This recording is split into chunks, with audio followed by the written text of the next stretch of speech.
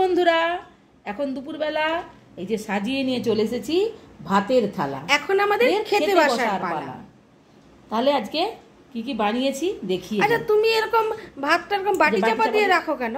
এই যে ভাতটা বাটি চাপা দিয়ে রাখি দুটো কারণে। এক, ভাতটা গরম থাকবে, দেখ ধোঁয়া উঠছে, দেখ নিয়ে দেখা। হ্যাঁ, ধোঁয়া তো উঠছে। আর দুই, এটা দেখতে খুব সুন্দর লাগবে। আচ্ছা, তাহলে কি কি বানিয়েছি এইবারে দেখিয়ে দিই, তাই তো?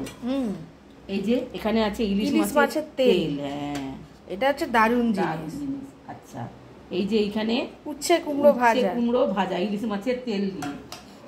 তুই কি করে জানলি? তুই দেখে নিয়েছিলি না? হ্যাঁ, আমি কি কি বানিয়েছি। হ্যাঁ, আচ্ছা, আজকে ইলিশ থালি।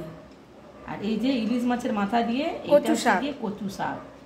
এটা তো দারুণ প্রিয়। হ্যাঁ, ইলিশ মাছের মাথা দিয়ে কচু শাক।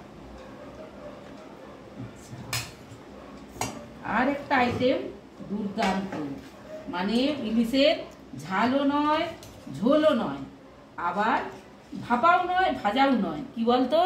ইলিশের টক। এই যে কচু দিয়ে দুর্দান্ত ইলিশ মাছের টক, একদম কচু দিয়ে ইলিশের টক।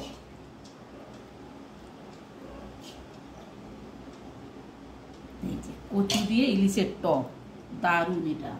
আর এই যে এখানে একটা দিয়ে দিলাম লঙ্কা, এটা দিয়ে মেখে খাওয়ার জন্য। আর যেটা আমাদের না হলেই চলে না, কাঁচা পেঁয়াজ আর লঙ্কা, এটা তো আমাদের লাগেই।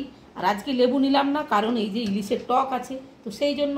তাহলে এটা প্রতিদিনের মতো আমি দিয়ে দিয়েছি আমার পতিদেবতাকে, আমার হাজব্যান্ডকে। তো এবারে আমরাও বেড়ে নিয়ে চলে আসি, আপনারাও খেতে বসে যান।